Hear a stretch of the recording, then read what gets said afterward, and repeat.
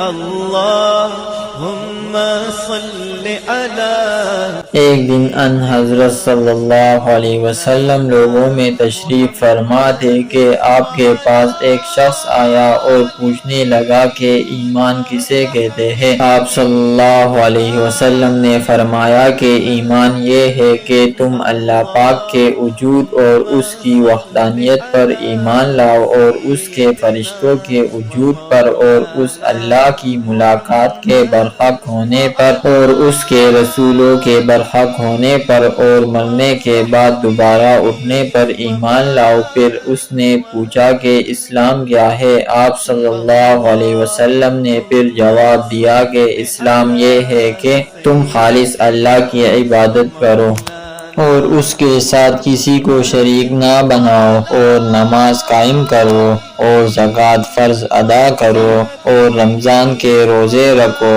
پھر اس نے احسان کے متعلق پوچھا۔ آپ صلی اللہ علیہ وسلم نے فرمایا، احسان یہ ہے کہ تم اللہ کی عبادت اس طرح کرو گویا تم اسے دیکھ رہے ہو۔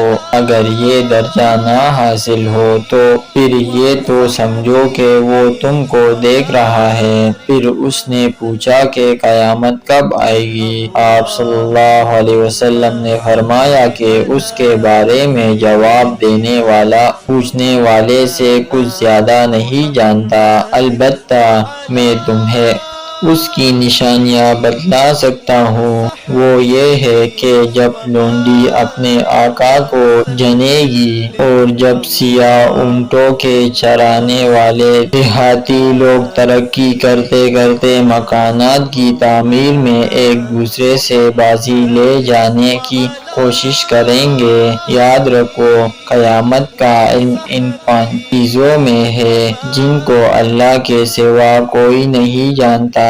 پھر آپ صلی اللہ علیہ وسلم نے یہ آیت پڑھی کہ اللہ ہی کو قیامت کا علم ہے کہ وہ کب ہوگی، آخر آیت تک۔ پھر وہ پوچھنے والا پیٹ پھیر کر جانے لگا۔